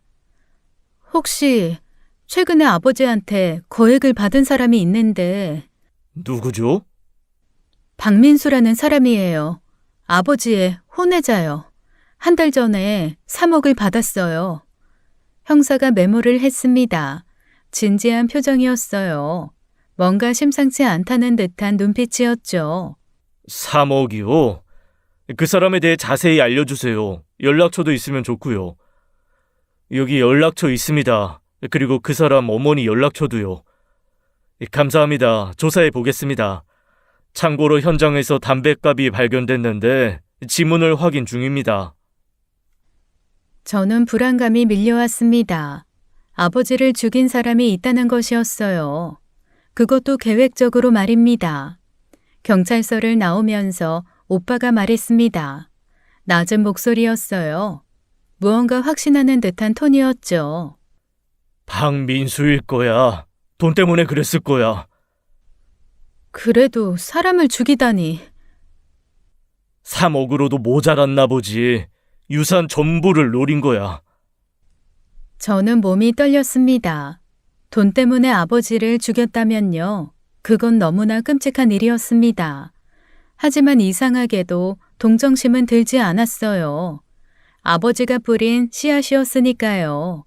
결국 자신이 숨긴 아들에게 죽은 것이었습니다. 저는 흥신소를 찾아갔어요. 박민수에 대해 알아봐야 했어요. 그가 어떤 사람인지 무엇을 하는지 말입니다. 일주일 뒤 조사 결과가 나왔습니다. 흥신소 직원이 서류를 건넸어요. 예상보다 훨씬 심각한 내용이었죠.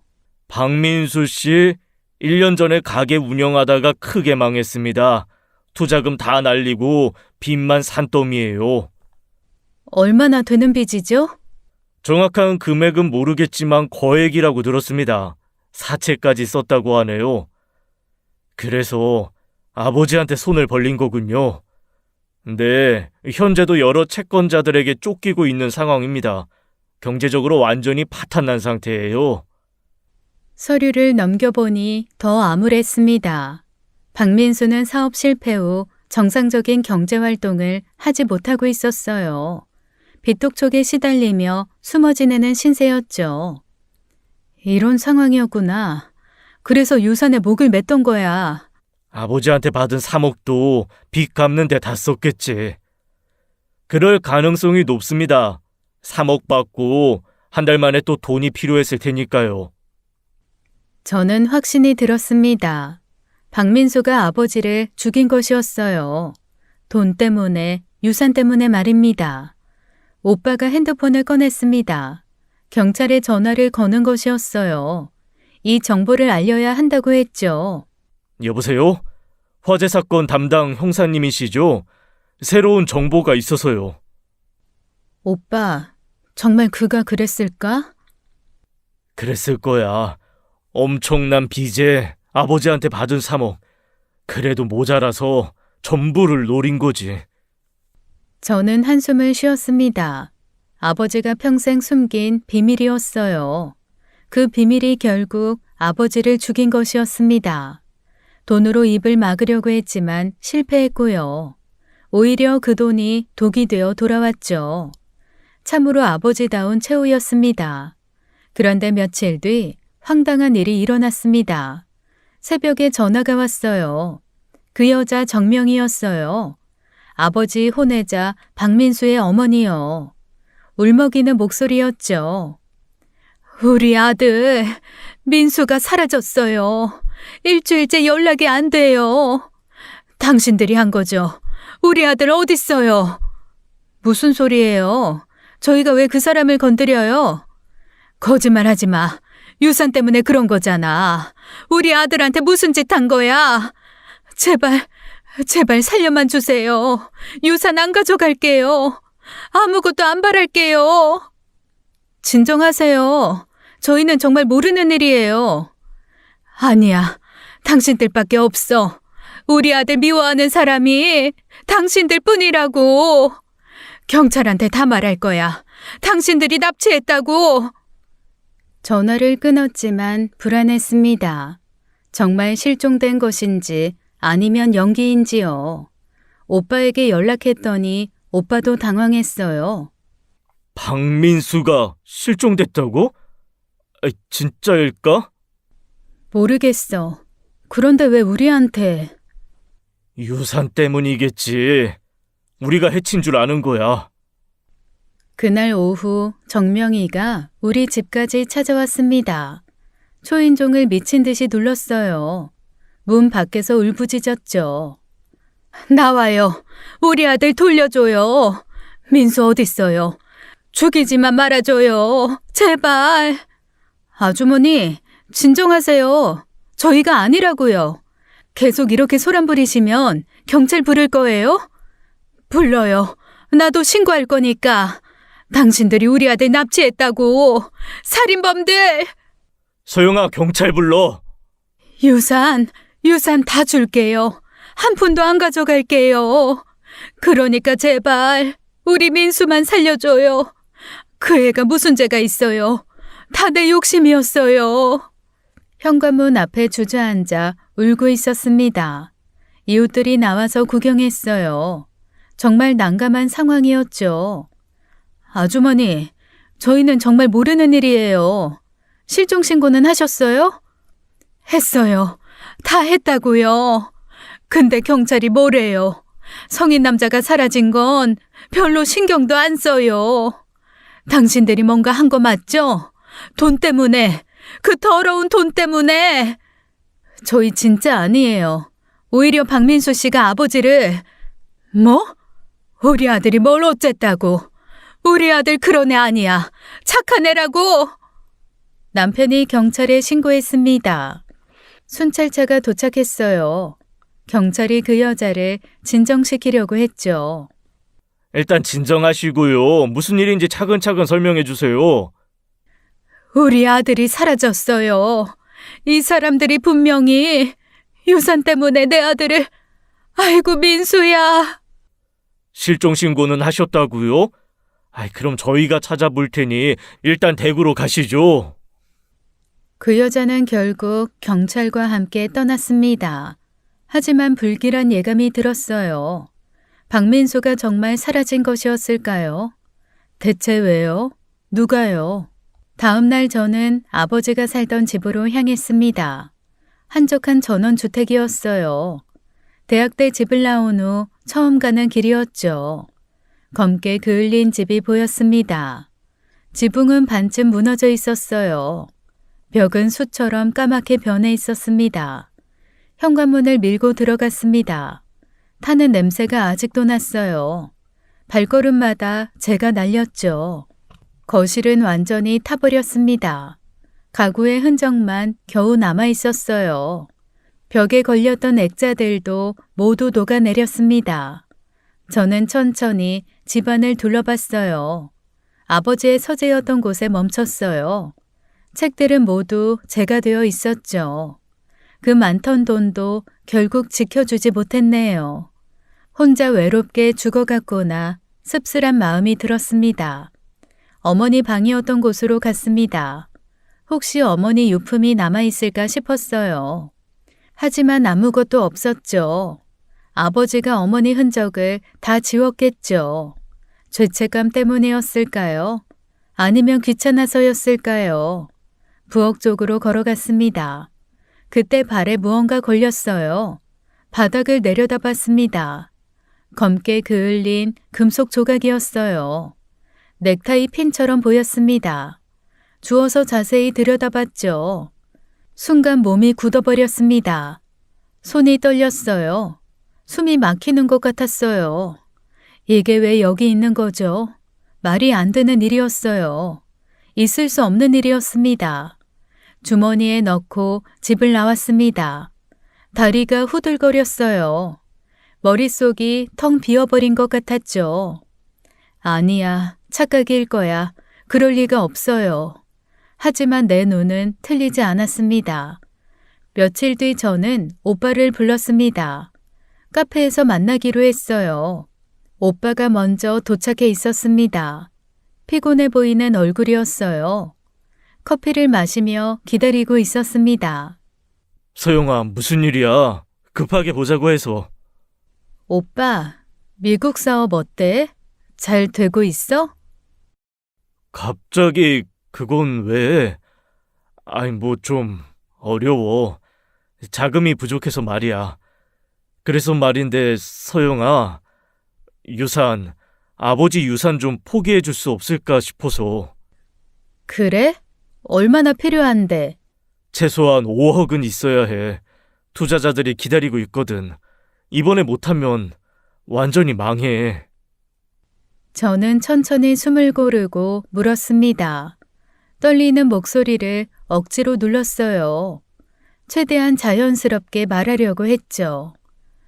오빠, 한 가지만 솔직하게 대답해줘. 그럼 유산 포기할게. 뭐야, 갑자기 무슨... 오빠, 한국에 언제 왔어? 그야 너한테 연락받고 바로 왔지. 아버지 돌아가셨다고 해서. 거짓말이었습니다. 흥신소를 통해 이미 확인했어요. 오빠는 화재 이틀 전에 입국했습니다. 정말이야? 아버지 돌아가신 다음에 온 거 맞아? 당연하지. 내가 왜 거짓말을 해. 비행기 표도 있어. 필요하면 보여줄게. 그래, 알았어. 오빠의 눈이 흔들렸습니다. 잠깐이었지만 분명히 봤어요. 불안한 눈빛이었죠. 서영아, 왜 그런 걸 물어? 무슨 일 있어? 아니야, 그냥. 혹시 아버지 만난 적 있나 싶어서. 만날 리가 있나? 10년 넘게 연락도 안 했는데. 또 거짓말이었습니다. 제 가슴이 무너져 내렸어요. 믿고 싶었는데, 정말 믿고 싶었는데요. 그래, 알았어. 유산 포기할게. 오빠가 다 가져. 정말? 서영아, 고마워. 정말 고마워. 오빠가 안도의 한숨을 쉬었습니다. 그리고 웃었어요. 그 웃음이 낯설게 느껴졌죠. 저는 주머니에서 넥타이 핀을 꺼냈습니다. 테이블 위에 올려놓았어요. 오빠의 얼굴이 순간 창백해졌죠. 오빠, 이거 알아? 이게 뭔데? 내가 오빠 생일에 준 넥타이 핀이야. 뒷면에 이니셜도 새겨져 있어. JHP, 박준혁. 오빠의 손이 떨렸습니다. 커피잔을 놓치고 말았어요. 테이블에 커피가 쏟아졌죠. 이게 어디서? 아버지 집에서 주웠어. 불탄 집 안에서. 오빠, 거기 있었지? 화재 전에 아버지 만났지? 서영아, 그게 아니라... 제발 진실을 말해줘. 오빠가 그런 사람 아니잖아. 내가 아는 오빠는 그런 사람 아니야. 저는 어릴 때를 떠올렸습니다. 아버지가 저를 때릴 때마다 막아섰던 오빠였어요. 대신 맞으면서도 저를 지켜줬죠. 어머니가 돌아가신 후에도 그랬습니다. 대학 등록금을 벌어다 준 것도 오빠였어요. 아버지 역할을 대신했던 사람이었습니다. 오빠가 날 때리던 아버지 막아줬잖아. 서영이는 내가 지킬 거야 라고 했잖아. 그때 오빠 팔 부러졌었는데도 기억나? 서영아, 엄마 장례식 때도 오빠가 다 했어. 19살에. 아버지는 술만 마시고 있었는데 오빠가 없었으면 난 못 버텼을 거야. 오빠의 눈에서 눈물이 흘렀습니다. 고개를 숙였어요. 떨리는 손으로 넥타이 핀을 집어들었죠. 경찰도 조사하고 있어. CCTV도 확인할 거고. 결국 다 밝혀질 거야. 그 전에 오빠가 직접 말해줘. 제발. 미안해. 정말 미안해. 서영아. 뭐가 미안한데? 오빠, 무슨 일이 있었던 거야? 오빠가 입을 열었습니다. 떨리는 목소리였어요. 참았던 이야기가 터져 나왔죠. 지훈이가 내 아들이 죽어가고 있어.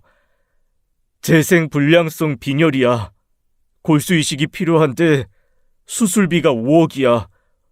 보험도 안 되고 시간도 없어. 뭐? 지훈이가? 언제부터? 3달 전부터야. 갑자기 쓰러져서 의사가 빨리 수술 안 하면 6개월도 못 버틴대. 감염으로 죽을 수 있다고. 오빠가 흐느꼈습니다. 어깨가 들썩였어요. 처음 보는 오빠의 모습이었죠. 맞아. 사실 아버지한테 갔어. 무릎 꿇고 빌었어. 제발 돈 좀 빌려달라고. 갚을 테니 제발 지훈이만 살려달라고. 근데 아버지가 거절했구나. 오빠는 아버지 집을 찾아갔다고 했습니다. 2번이나 초인종을 눌렀어요. 아버지가 문을 열었죠. 네가 여긴 왜 왔어?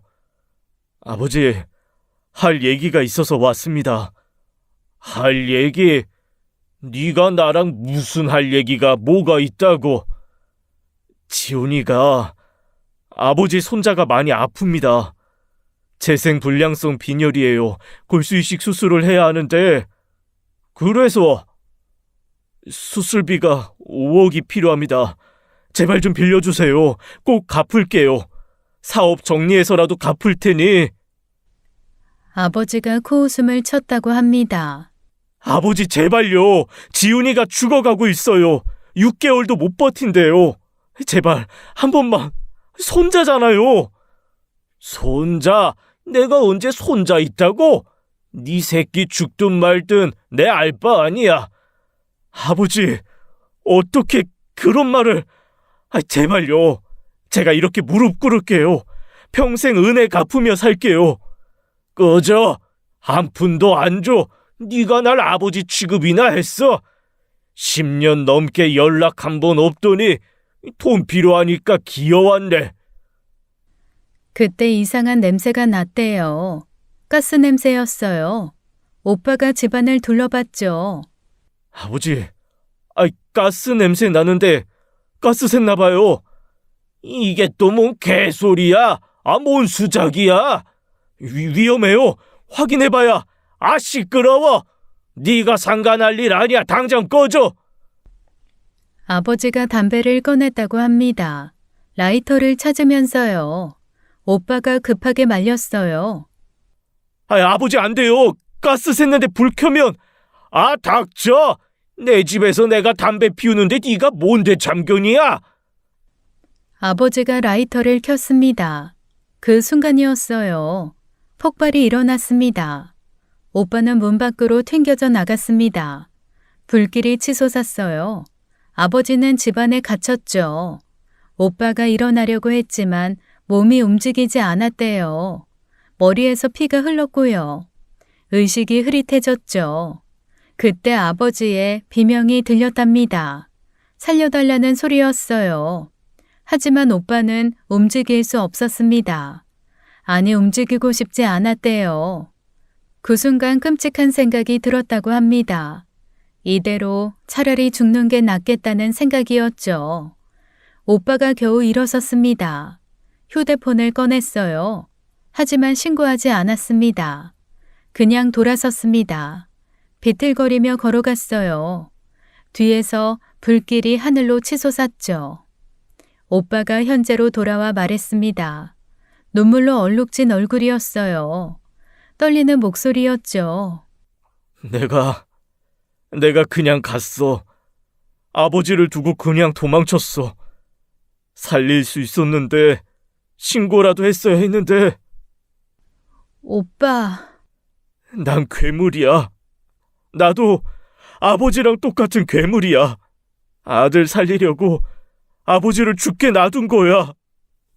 오빠가 무너져 내렸습니다. 테이블에 엎드려 울었어요.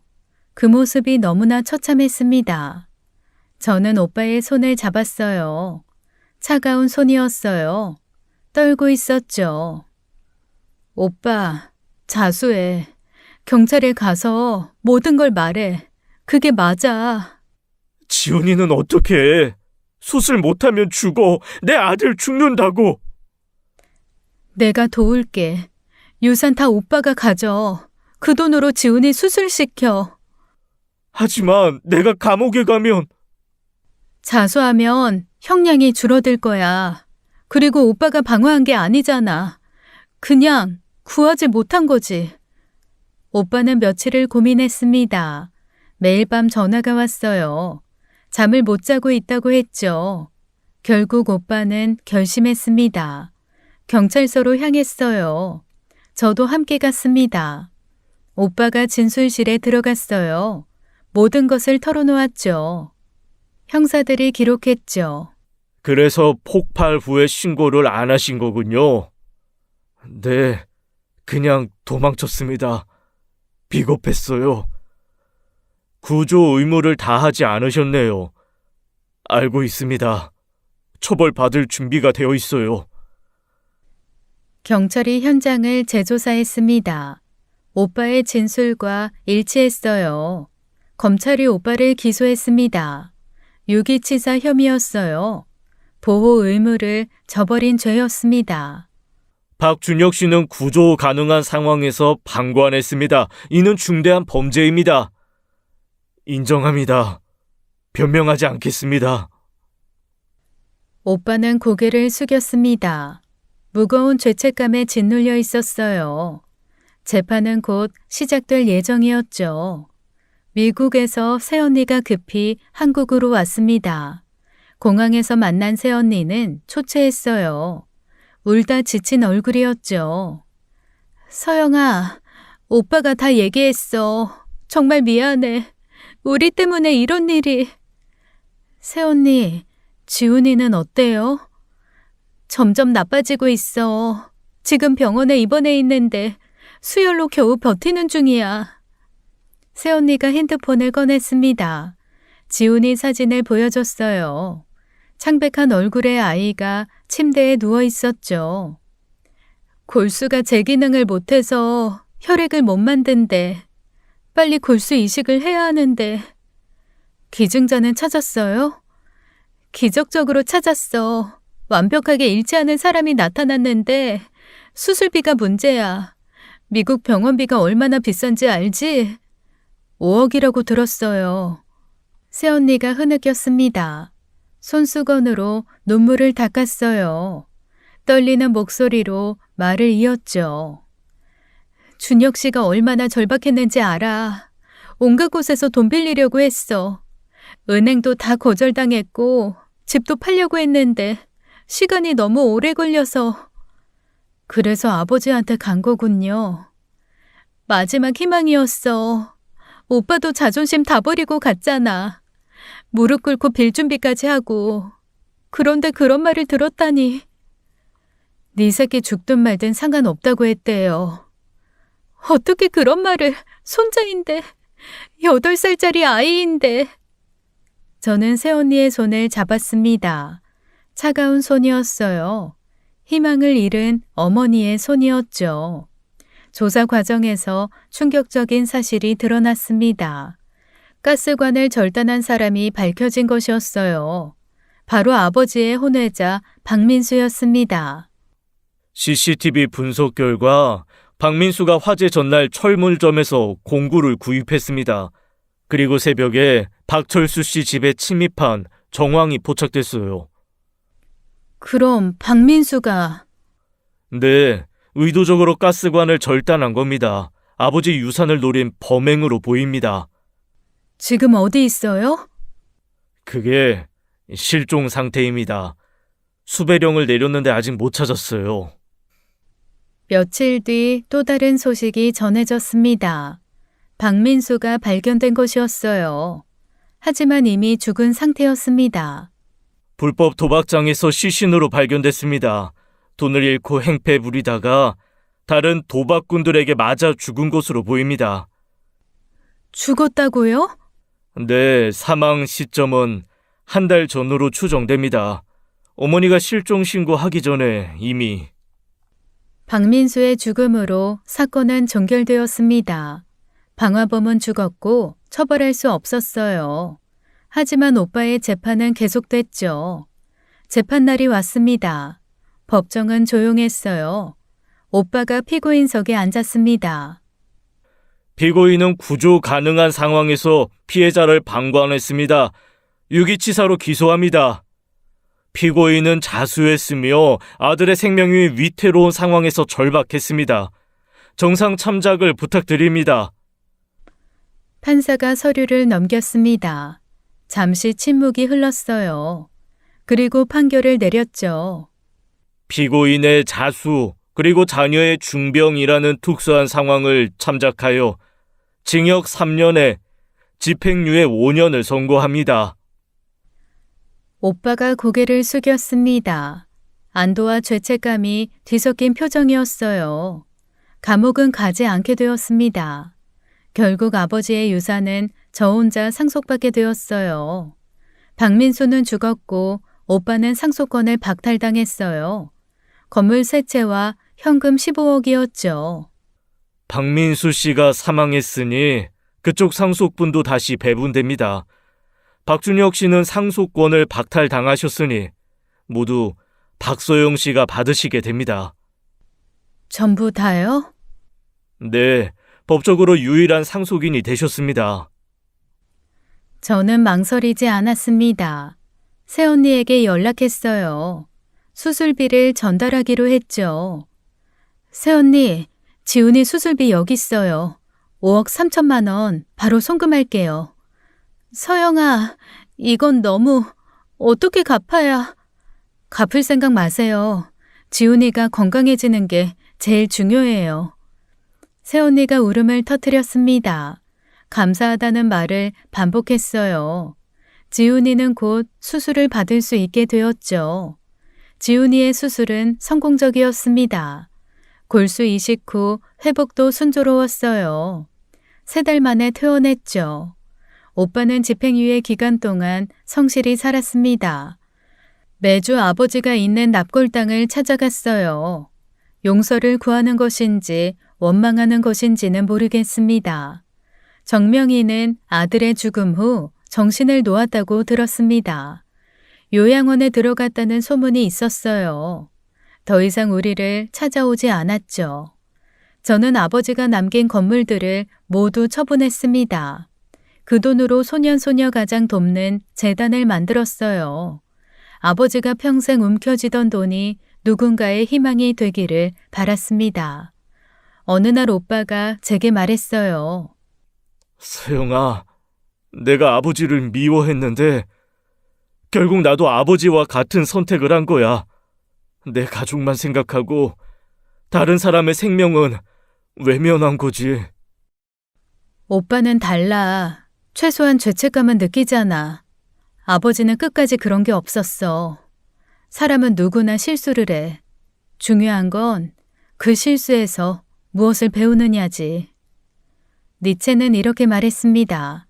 괴물과 싸우는 사람은 자신이 괴물이 되지 않도록 조심해야 한다.